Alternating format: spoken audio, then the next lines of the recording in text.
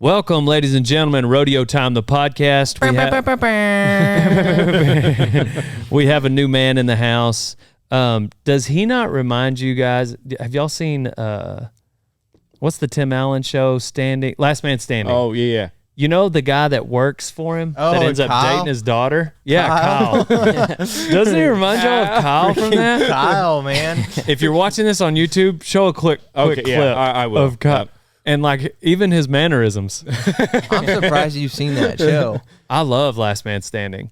I just don't have cable. Well, it was on Netflix, or it was on one of those. Was it? I think so. That's That's the only way I've think seen. it's on I haven't Peacock now. I haven't had cable in Yeah. Well, Since- when I go see my grandmother, the 90s. since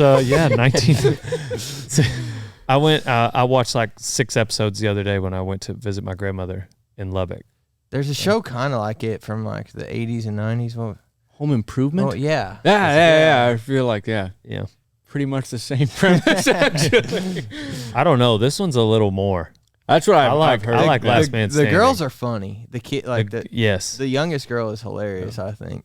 I mean, he's hilarious all the time. So like even in Home Improvement, Home Improvement, he was good. But Last Man Standing, I'm a fan of. So yeah, they push the boundaries, as if there's not shows on the other side that push the boundaries. Like, I'm not sure why they get mad at this one. But anyhow. Yeah. So Bigger what's that fish to guy's fry. name in there? Kyle, man. Yeah. Freaking Kyle. Maybe that's your nickname. All right. Yeah. We got the new guy. Also, I didn't realize you were going to. Yeah, we'll get into your education later, but yeah. We'll talk about his story. But obviously, we got a new intern. He is a temporary intern, so that means here soon we're going to be looking for a new temporary intern. 2 weeks, a month. We'll talk about it. But text the word intern to 940-353-0890, and we'll get you hooked up with how to apply for this internship. Same phone number. You can also text Bible if you're interested in jumping in on the Bible study that we do, that I do. I send out a couple times a week. And please look up dalebrisby.com for this new apparel. Got some new shirts coming out. We've also got some amazing sponsors. Rock and Roll Denim. I see you're not wearing pants today. What's that? Yeah, I ran out. Ran out of pants, or you ran out to the house? I also, Both. yeah, both. Bit of both, Okay. actually. Rock and Roll Denim, American hats. We've got Can-Am side-by-sides and Total Feeds. All great. We got Excalibur Containers. You're staying in one. Yeah, very nice. Right here in Graham, Texas. So thank you for watching. Thank you for listening to the Rodeo Time podcast. And without further ado, let's meet our new intern.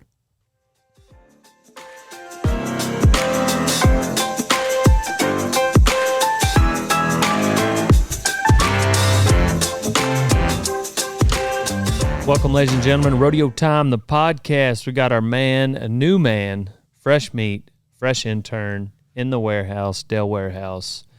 Jackson, what's your last name? Matthews. Jackson Matthews. Yes, sir. All the way from, 2 first names. Yep. Yep. Ricky Bobby. Yeah. All the way from Iowa? Yes, sir. I was living in Iowa, but I just recently moved back to Illinois. That's where my parents are from. That is a vintage Rodeo Time shirt also. You Yes, can't sir. even see it. Yeah. I've had this for a long time. That was literally our first shirt. Oh, really? Yeah, several years ago. And then we had it for a long time, so we might need to bring it back. You'll get the first one if we do, because Cool. that sucker is faded. I love it. Probably stole it. Might have even killed for it. I mean, a lot of people have for Delaware. So this is the second time that we've quoted Lonesome Dove that you've kind of looked around. Have you ever seen the movie? I have, yeah.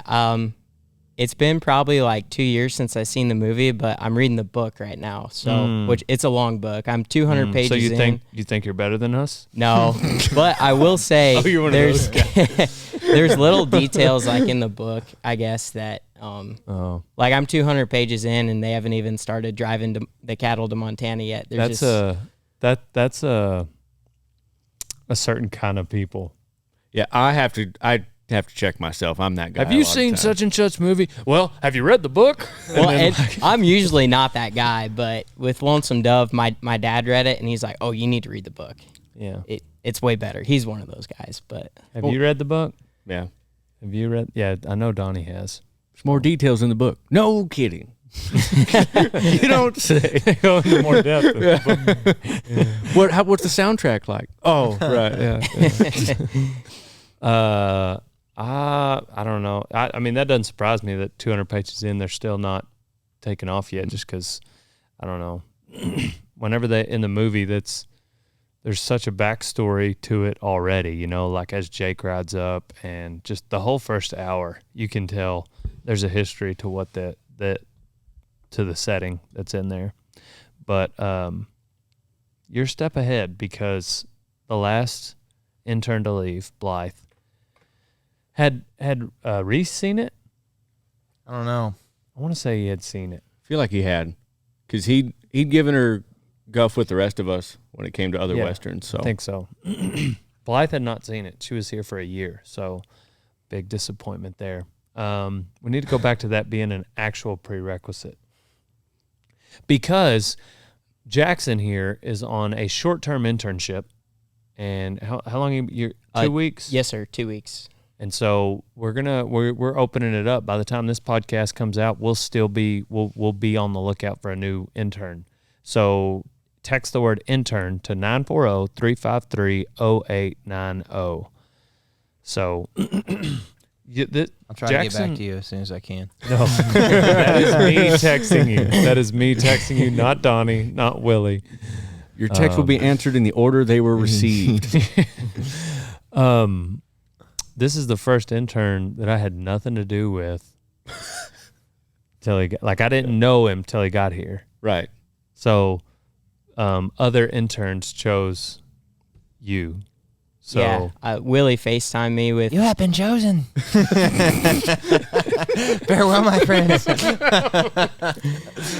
name that movie. I don't know. Come on. Man. Toy Story. Oh, Claw. You have been chosen. Oh, that's a sad moment. Farewell, my friends. What were we talking about? Oh, yeah. Willie FaceTime you. Yeah, Willie, and I know Cole was in there. I think Jordan. And Everybody was in yeah, there. Yeah. They might not have shown themselves, but Did you have a suit on? I did. I had it was like a suit jacket with like a long sleeve, like Western. Right. I remember being weirded out was it by like Step Brothers? Like you were trying to be. I don't know. I was trying to like actually be professional. Oh, Yeah. okay. I mean, Yeah. I don't know. Did you No, have, that's how it was perceived. you know what? The suit's weird now. Now the suits are kind of messed up. Is that ketchup and onions? Did you have dress pants Name on? that movie. Step Brothers. Isn't Yeah, it? okay, I said Yeah. it. All right, Yeah. good. I was about to say I even said it. I had jeans on. So you did have, you weren't Yeah. just, just a dress shirt and a jacket or something. Mhm. That's, yeah. Yep. I didn't have a tie on or anything. So Business casual. Right. I got you. Right. I got you. Yeah, that'd have been funny. I just pictured that episode of The Office where Jim pops into the camera. He's not wearing a shirt and he's holding it. Oh, is this call an intern. They answer the FaceTime and then pop up like, oh, hello. Didn't see you there. Speaking of like funny intern videos, Willie had a really funny intern video. He was like holding a chicken in his coveralls. Wasn't he in the chicken house? Yeah. Like in like a little side room of it, and made the video, put the camera, he's holding the chicken. Then he did another one. Sorry, I don't know where that came from. Guess my brain needed oxygen. Then he did another one where he's trying to look a little more professional. Yeah. And then Kevin did a video that was hilarious. He like showed us how he could like tape up a box real fast, and then he like punted it. Yeah. Remember? And he was, we assumed he was talkative because because of this video. And then when he got here, he didn't say a word for like 4 months and just kind of flew under the radar, impressed Lisa, and finally, after about 6 months, he talked to me. Yeah, I remember you were like upset. I was annoyed. Does he not like me or something? I was a little annoyed. I was just like, man, this guy's not showing us anything. He's like, and then slowly everybody's like, well, he just doesn't talk around you. I was like, well, we better start. There's a YouTube channel. We were trying to test the mics on that first podcast with him, and it's like, hey, let's test out your mic. And he was like, hey. Like, well, say a full sentence. His story about working Full at sentence. Chick-fil-A was pretty funny. I listened to Yeah, it. well, now he's a funny guy. Yeah. He finally started talking. I guess I'm am I intimidating? No. Yeah. I Not think- to Donnie. I think it's the sunglasses are the most intimidating part because you can't tell. It's a thing you'll learn the more you're around DB. It's just he'll be talking to you, but you can't tell. Even right now, he could be looking at Donnie, and I have no idea. You know what I mean? Yeah. I was Yeah, looking at Jordan. exactly. You Yeah. know, No, that makes I sense. was looking off camera. Exactly. Yeah, it is kind of. It does like throw people off, and it is handy. Especially like if you see somebody you'd rather not talk to. If you make eye contact with them, like by society's rules, you need to acknowledge them, say hello, and have an exchange with them. But I don't have to make eye contact with them with these glasses on. what's a time that It's all about head positioning. what's the time that the sunglasses are inconvenient? There's not one. Yeah, I mean, it's really easy to wear them all the time. because just the other day when we were sexing yearlings. What? Oh, okay. Sexing. Sexing yearlings, yeah. Not sexting. Oh yeah. What do you wear? You had to pause there. Anyhow, when we were sexing yearlings, Yeah. So And- we were sorting the steers from the heifers. Yes, sir. and DB was a horse. DB was doing the sorting and everything, and just it was undercover in the shade. It's bright outside. So And they were black calves. and they were black calves, and he's on a tall horse. And I remember thinking, man, if there was ever a time, well, there was that one, but he just had like a really little Yeah. penis. Right. And so it was hard for me to see it. right? So as he was going by, yes, I'm sure the shades didn't help that much in that scenario, but What'd you name him? The calf, I mean. Lucky. not Donnie. Hey! I thought it would be like Cole or something. Oh. Why? Well, It was a short calf. I'm on a horse looking down. He was fat. He had a big old belly, so it was hard to see up underneath there. Anyway, so no, the glasses are actually not that inconvenient, So I need them to see actually. right. So a lot of people don't know that. Yeah. What were we talking about? Yeah. So intern videos. Yeah. Yeah, it was crazy. The first time I needed an intern, like that same week, a guy sent me a DM saying, hey man, I need an internship for school. Do you? And so I was like, well, send me a video. And that was the only thing I think to do. It was Dean Sutton. And yeah, he came, worked for 3 weeks. So he's still in the industry, works for Cinch, works for Bex some, but it's been a long time ago. I've kind of had interns before that were like people that came and worked or wanted to learn, but it wasn't like as structured as it is now. So I need to count them up, at least since Dean, how many it's been. So 10, 11, 12, 13, 14. I think you're at least number 15. So we'll see. We're looking for number 16 coming in after Jackson. So when's the first time that you started watching Dale Brisby? I was trying to remember that before I came here, and honestly, I don't remember. I feel like it was like 2015, 2016, because I know I graduated high school in 2016, and I know I was a fan like when I was in high school. Well, So, that would fit the timeline of that shirt. yeah, So yep. yeah, I bet you're right. You got it yet, Donnie? Yeah, I think he's 15. Yeah, I think he's number If 15. you count like even the guys that were only here for like a week or two. Oh, Everett. Everett. I forgot about and him. Sam. Everett, I counted Sam. Everett would make 16. Man, because when Reese was here, that was 10. There was 10 of y'all. Yep. So prior to you, and then Everett would be 11. Prior to you was Wes, number 12. Sam. Prior to Wes was Garrett Kelly Johnson, 13. Prior to that was Sam, 14. Dean, 15. Now he would be number 16, I think. We'll do it later. We'll do the math later. Yeah. That way, you listeners. So speaking of, well, there's no good transition. How was Cody? Good. I want to check. Attaboy. Yeah. So. So Cody, Wyoming is a spot where the Cody Night Rodeo. So nightly they have a rodeo. Yeah, but it's spelled Nite. I don't know what that's about. Yeah, what the heck? I don't know. I probably just misspelled it. Well, it's at night. It says it everywhere. Yeah, so Kind of like guacamole, like how guacamole camp. right. Oh yeah, I had one of my interns. I was like, "What should we name guacamole camp, or what should we name this camp?" And he said, and we were talking like, "Oh man, well, you get a little guacamole on your hands, get a little guacamole in your wallet."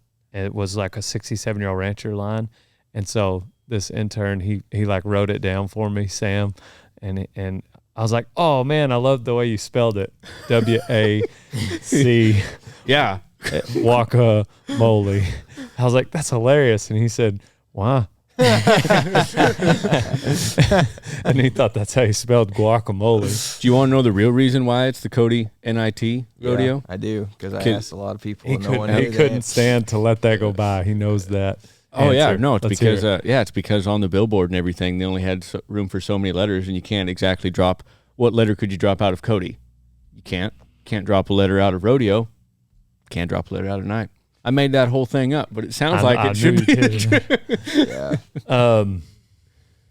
Yeah, so the Cody Night Rodeo every night and throughout the summer, except on the 4th of July, it's a big PRCA rodeo. Yeah. then. Cody Stampede. They got a Buffalo big, Bill Cody Stampede. they got a big, yeah. I think they even have a bullfight then too. But regardless, it's a great place. I've always heard of guys going over there. I almost did one summer, but it just didn't work out that I got to go. So I've never been to the Cody Night Rodeo. So tell us about it. Mo Betta, yeah. Maury Tate. Yeah. It's a cool place, ain't it? It's pretty neat. Yeah. A lot of places to stay for free. If you're a rodeo cowboy, you got to get on so many times a week. But $25 entry fees a night. It's pretty dirt cheap, and $100 added. I don't know.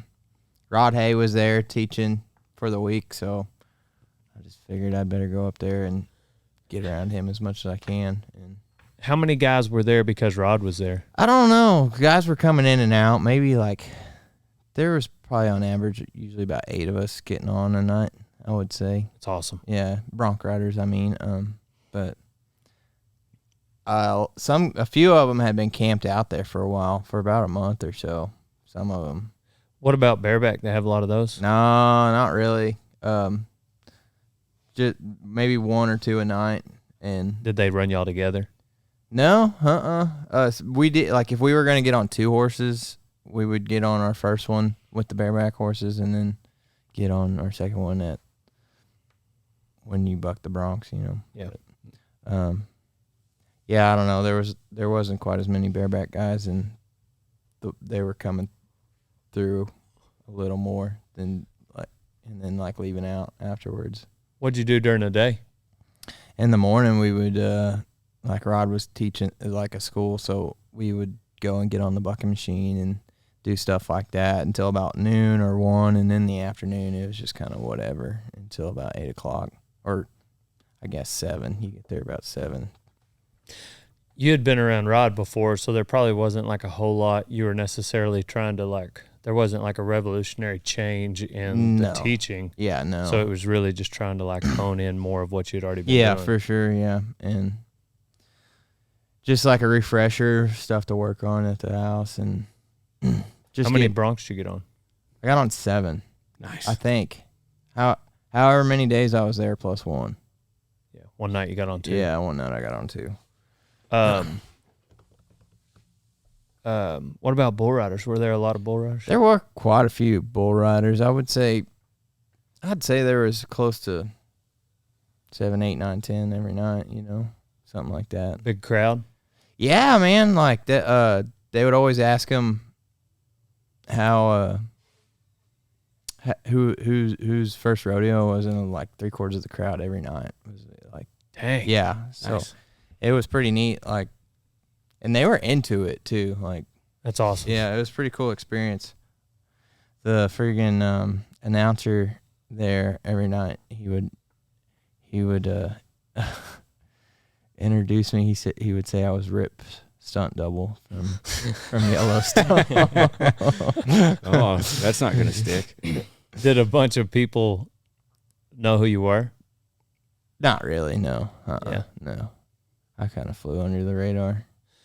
I mean, being like a little bit of a tourist. Yeah, for sure. People being there for their first rodeo. For sure. There were some people, some fans, but yeah, I try to stay pretty inconspicuous at those things. Incognito. Yeah. Yeah. Get behind the chutes and just stay there. Yeah, I know what you mean. Who would have thought? Oh, you know who I saw? That kid that comes down for all the open houses, like the The one that stayed here? yeah, from Wisconsin. The Wisconsin Outlaw? Yeah, not the his brother. Oh, okay. Yeah, not the wrestler. Sorry. No, not the outlaw. Not the wrestler, but the bareback rider. I was Dang. sitting there stretching on the back of the chutes, and I look up in the stands, and he's just staring me dead in the eye. And I like double take, and I like he was close enough for me to talk to him. I was like, "Hey," and he's like, "Hey." It's like, where's your rigging? Oh,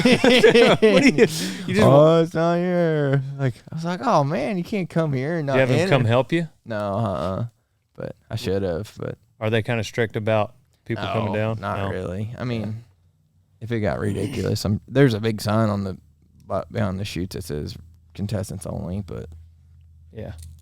there's guys that aren't entered every night that enter some nights back there. Like, you know what I mean? Like Yeah. they might have rode the night before, but they're not entered that night back there. So I won't say who.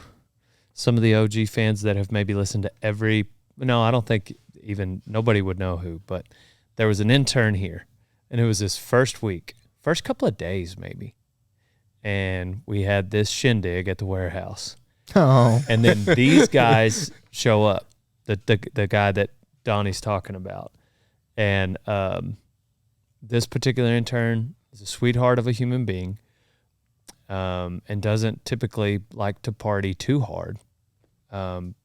Pretty average as far as like want to go, have a good time. But this particular night, Gabe, who was a former bartender and really prides himself on drinks and being a mixologist. It's a good word. Donnie also was a bartender, but A different kind of bartender. different kind of bar. Yeah. Different kind of bar. This was a bar. Gabe's bar was like I think they wore like the Yeah. white suits Yeah. with the Like hat. had the cuffs for their sleeves and everything. I'm pretty sure what's his name from Friends. Ross or whatever. Yeah. What's his yeah. name? I have no idea. would go in there. Yeah. Yeah, bar in L.A. So like they're gonna order drinks we've never heard of. Donnie's clientele is gonna order either Coors Light or Bud Light. Maybe. Did y'all even serve like Busch Light? What was your? Oh yeah, Busch Light was That's probably like the main it one. was Right. It was growing. It was probably our second seller, top seller. Yeah, there was no Busch Light in Gabe's bar. But they did not. Can I get a Jack and Coke? Yeah, what's in that? Yeah, can you tell me the ingredients, please? You can order. You get 3 ingredients. Ice counts. Let's count this one. So, anyways, Gabe is like making drinks for people over there, and during this event for the employees, not just everybody. And I'm kind of like, it's not a problem till it's a problem. I'm not your parent. If somebody has a little drink here and there, whatever. If it's a few minutes before we cut out, like somebody's not gonna get fired, especially like nobody's driving. So I don't care really the way the day was set up. and this one new guy, he I don't think he knew his capacity, and then exceeded it. But I wasn't aware at the time, and he was like, "Hey, these two guys, where are they from?" Wisconsin. They had driven down, and they drove a long ways just to meet us and come to the warehouse. I mean, like 10, 12, 14-hour kind of drive. Yeah. And it's like getting later in the afternoon, and I was like, man, these guys are going to stay. I'm kind of nervous because I don't know them. You know, like they could be anybody. I didn't get to visit with them long. You know, those kind of thoughts flashed through my head in a couple of seconds. But I'm like, my knee-jerk reaction was they seemed innocent. So I was like, yeah, they can stay. You know, because the bunkhouse is like right next to my house. And so anyway, I was like, yeah, they can stay. And I'm just thinking like, man, we got to have the new guy watch after him. Well, the new guy gets so tooted that these guys end up taking care of him. Turns out the new guy was a sweetheart. So when he got intoxicated, he was just more of a sweetheart. But man, it was, anyhow, these guys ended up taking care of him. And so it made them kind of memorable, and that's who Donnie ran into. They came down again, didn't they? Yeah, they came down for both like times we've had. That Christmas one, I met him there. Okay, yeah. We need to have another one. Dude, I would recognize them guys in it. Like, stand out. Yeah. I don't know. Like, they're not a face you forget. Like, yeah. So, say, where is that Wisconsin outlaw? Where's he from? Where was he from again? Yeah, one of them rides bareback horses. The other one's a wrestler. He showed us a video, which is hats off to you. Not like an Olympic wrestler either. Like wrestling. Wrestling. Yeah. Like what was it? Bradley Johnson. Yep. What was the bareback rider's name? Oh, Bradley. Jordan's got a. It's good to see you, Bradley. Yep. Thanks again. She got a memory, doesn't she? Mm-hmm. Just things that you care about. I bet you can remember bulls. There's people like that in rodeo, like bucking horses. Like there's some guys that they may have got their GED, flunked out of college, whatever. But you ask them about a bronc they got on 3.5 years ago. You know, they might have got on 5 that weekend. And you ask them about the third one. They got a rewrite on it. Maybe didn't even score. And he's like, oh, yeah, you're going to want to go, I'd say a long average. He came out in the left lead. Have somebody tailor. Yeah. And going to circle around to the left. Maybe take a little button hook at the end of it. And anyhow, you're like, oh, yeah, but you don't know what E = MC squared came from. I never knew to do with those guys because I don't think about it. Obviously, it's bareback riding, so it's also a little different. But those guys that remembered every little thing about their horse, my plan has not changed. Yeah. Since what I got do you give this here, you know horse? What I mean? A fist. Right. Exactly. Yeah. In the bareback. But it was like they would be. That's what me and Jacobs were on the back of the chutes, and there's this bareback rider. Like I chopped this horse off. Yeah. And the swells are right here, and it's almost to my elbow. Right. You know, I was like 54 points because I'm just like down past and this bareback rider came up to me, and previous NFR bareback rider. Right. He was like, he was like coaching me. He was just like, you just got to like this, and this. And Jacobs was like, no, you got to give that horse this much rein. You know, because he said, what do you give bareback horses? Like, I don't know what he was talking about. And he did this. He's like, it doesn't change for them. Exactly, yeah. You give them a fist, yeah, and you grab that rigging, and that's it. Your game plan should be pretty much. There are guys who can like build a ride, you know, like help a horse out a lot. I was never, I could never do that. My game plan's the same. Spur their head off first jump. Yeah, same thing in the bull riding. Game plans don't change a lot. Yeah, your job is to ride them. You get on bulls? No. No, you're gonna leave that to Dale Brisby. Yes, sir. Gotcha. Yep. Do any other rodeo events? Have you? Yeah. So I did get on bulls when I was in college, and I did 1 semester college rodeo, and then during that time frame too, I worked like part time for a rodeo company in Iowa. I did a full summer with them, and then I just like help them on the weekends, and they did like our home college rodeo and stuff, and. Nice. I kind of decided I wanted to stop riding bulls and start fighting bulls. And so they kind of really helped me with that.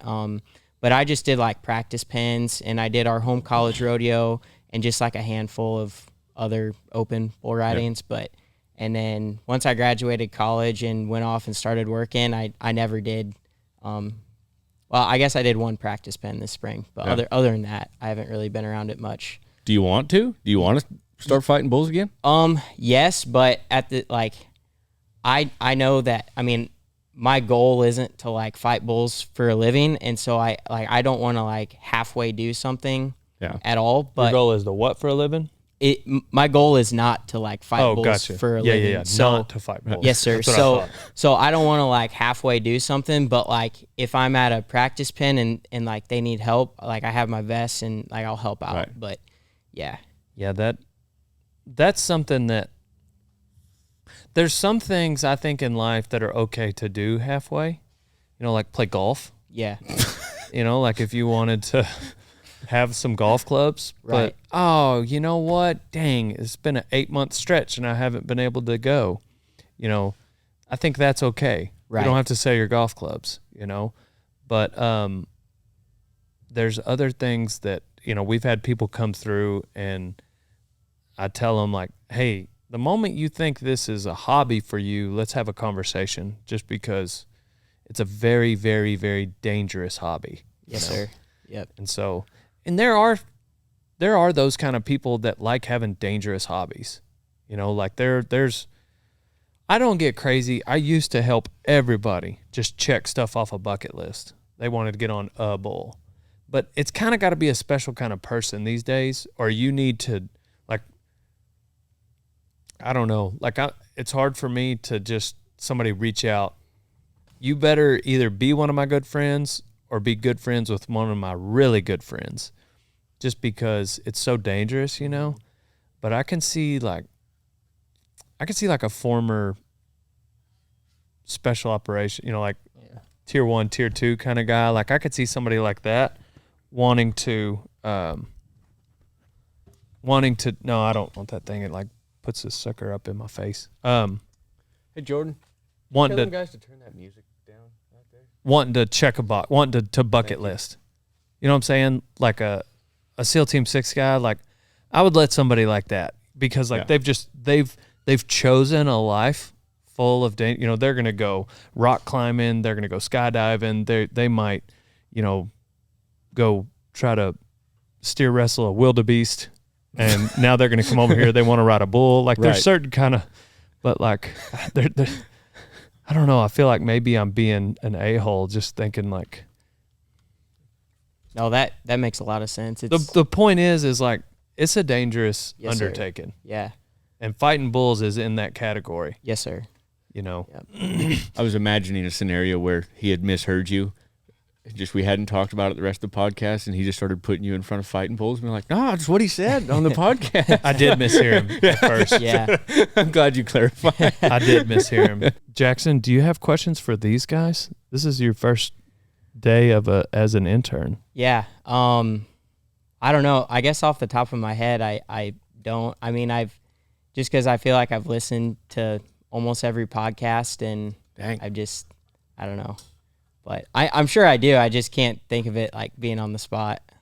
That's all right. But- Well, we've got some for you. Cool. Yeah. Sounds good. Where do you see yourself in 5 years? What's your social security number? Yep. Credit score? I think it's like 750.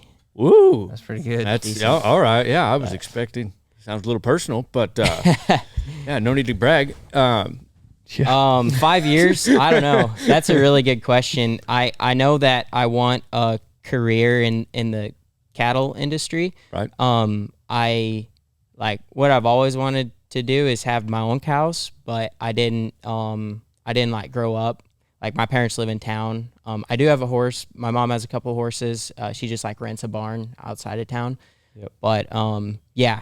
So my goal has always been to like have cows, but I know that that's not realistic necessarily to like do that for my main income, nor would I probably want to rely on that for my main income. So I'm hoping to just like get a job in the industry doing something, and then be able to have, 15 or 20 cows, just kind of for fun. Yeah. And if I ever have a family, like, I just think it's really good to like raise kids around animals and livestock and that sort of thing. Cause I've always been into it since I was a little kid, but like I said, my dad was in the military, so we like moved around a lot when I was younger. Right. My older siblings kind of caught the brunt of that. He retired whenever I was like 7. So, but Yeah, that that sounds super realistic, as far as like a goal for how you're going to be involved in the industry. Sometimes I get just not annoyed, but I got to like warn guys that, they just like, oh yeah, I want to be a rancher and I want to own cows and I want to, and that's okay. Like there's a lot of, like it is 100% possible for someone to become a rancher and that be their trade. The thing is though, is that I think there's a lot of people that say it and don't realize how much work goes behind that statement. Yeah. And so I'm not going to tell, for instance, if someone were going to say they wanted to be the next J.B. Mooney. Okay, well, yes, that's possible. But us knowing what we know about rodeo, that is a very long road. And he's won more money than anyone ever in rodeo or bull riding, ever. More than Trevor Brazil. JB's won more than Trevor. So if someone were to say that, like, I'm not going to tell that person that's impossible, you can't do it. But are you saying that because you're a fan of the sport and you like JB and you just want to ride bulls? Or are you saying that because you want to say no to absolutely everything else? Like all the other hobbies, all the other things in your mind, like you may not get to have a family for a while, like sometimes people just don't understand the gravity of what it is that they're putting on their dreams and goals and wish list. And so that's the same thing with ranching. Like, yeah, I want to own a ranch one day. Okay, well, did you inherit said ranch? A ranch? Did you inherit money to buy one? Have you hit the lottery recently? No, you haven't. Okay, you've got a very tough road ahead of you. So you can do one of two things. Like you can either go to another industry, make a lot of money, and do this, or that might be the only option. Yeah, and then give all of it away. Yeah, basically. And use it as a tax write-off. Yeah, right. But there are other ways. Like I've got friends and like you can acquire lease land and lease country. You can run yearlings on wheat and piece together. But to say you're just gonna get a note, buy a bunch. I mean, just right around this country, it takes 20-25 acres for a calf. So if you got 100, maybe 5 head, Wow. Yeah. and so you got 100 acres. Let's just stretch it. Let's just say 7 or 10. Let's say 10 for math's sake. You take those calves. Let's say it's an outstanding year, and when you sell your calves, you get $1,000. All right, you got $10,000 in your bank account for the year. And that's gross, not correct. Yeah. So you haven't made a payment on the cows. You haven't made a payment on the land. You haven't paid for medicine. You haven't paid for any extra feed, and you got $10,000. And I don't know, like minimum wage, I think gets you like $24,000 a year or something like that, $20,000 a year. So you could go get a minimum wage job and make more than you could with 10 cows. Yeah. Now, obviously, there's some hacks there. You don't have to spend every day with the cows, so you could have another job on top of that. But I'm just saying, like, that's some basic math to throw at you to say that, like, to say you're just gonna be a rancher. Like, we're working on 100 acres. Like, to say you're gonna just be a rancher and support a family and still have a brand new truck and at the age of 30, that's just. Some people just don't know what it's going to take. That's all it is. Yep. And so, but if you realize, hey, no, I know it's going to be a lot of work and I'm willing to put it in, then, oh, okay. Well, yeah, you can make it, But the route you're talking about is super achievable, where you're not going to have to sell your soul. Mm-hmm. which borderline might be what it takes to Yeah.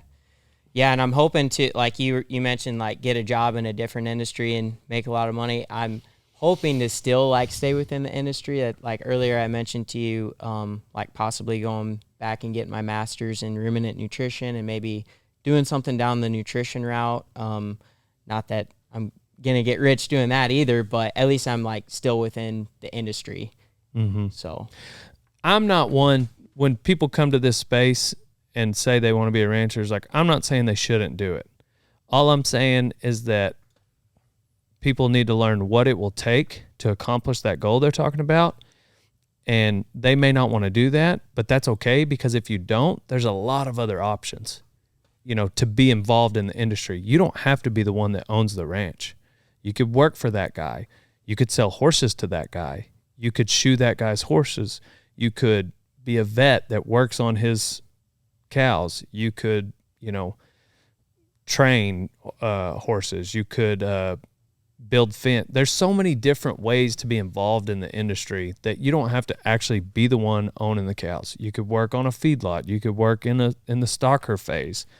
Especially if you've got a nutrition degree, you know what I mean? Like, right. Yeah. It's more fun to work other people's cows anyways. Yeah. You're not worried about them. Well, you learn on it. It sounds terrible, but you learn on somebody else's dime. Yeah. You know what I mean? And that's not. You should always, if you get a job at a ranch, you are treating the stuff like it's yours, or even better, like it's somebody who's paying you to take care of them. Yeah. But you'll notice, like, a lot of ranches, like, the guy that owns the ranch is not always the handiest person there. And that's not a bad thing. And depending on where you're at on the ladder, like, sometimes people may or may not show that, it just depends. Like, you're going to have guys that make the least amount of money that are going to be the handiest at roping cattle and riding horses. Well, that's the way they've fashioned their life. Well, the guy with the most money, the one that was able to buy the ranch, he was doing something that made him all the money that allowed him to buy the ranch. Right. He wasn't spending as much time roping or, riding horses. And so that's not a bad thing at all. It's not a bad thing to be in the shoes of the guy making the least amount or the guy that bought the ranch, because it's not a bad thing when you don't view success through the lens of money. And that's where you got to get to. And that's what I tell some of the people here. It's like, because you can commit to a life of, like, day working, trading horses, training horses, doing odds and ends jobs, working somebody else's, cows, managing somebody's place, back to day working. And you have this little circle of things that when you, like, perfect it on the high end, you're making $45,000 a year. And that would be a good living for someone in that scenario.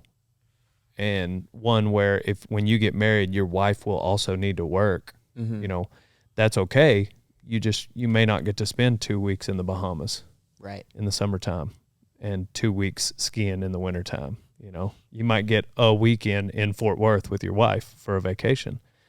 So that's okay to go that route, so long as you know that it might mean more humble means. Yep. Same thing with rodeoing. Yep. Guys that choose the rodeo path. Hey, I want to check. Week, so. I'm about to say So when I was at a rodeo school, I was a kid. My old man used to teach the bronc riding for Lyle Sankey. And Lyle talked about this guy who had recently called him. He was interested in bull riding. And Lyle was really impressed with the way he worded the question. There's 2 ways to ask this question. The first way is, what's the average income of a professional bull rider? Which seems like a decent question. But this guy asked it, what is the earning potential of a professional bull rider? And so if you're going into an industry and you just want to do that thing and you're not super worried about, like how far you get, yes, let's look at the average. Or if you want to be exceptional, if you want to be the best, if you want to be like a savage in the sport, then that's where you go the second question. Right. What does JB Mooney make a year in earnings? What does Sage Kimsey make a year? What does Dale Brisby make a year in earnings in the bull riding? So it's all about, your mindset and what you want to get out of it. But typically, you don't come into this sport or this industry to make money. You do it because you love what you do. And you find that out real quick, because when these freaking cows are out on the county road at 2 a.m. and you're chasing them around. It's a good life. We usually wrap these up with life advice. What you got, Donnie? I'm going to let you listen to a few before. You've heard podcasts before, Yeah. so I'm sure you got something.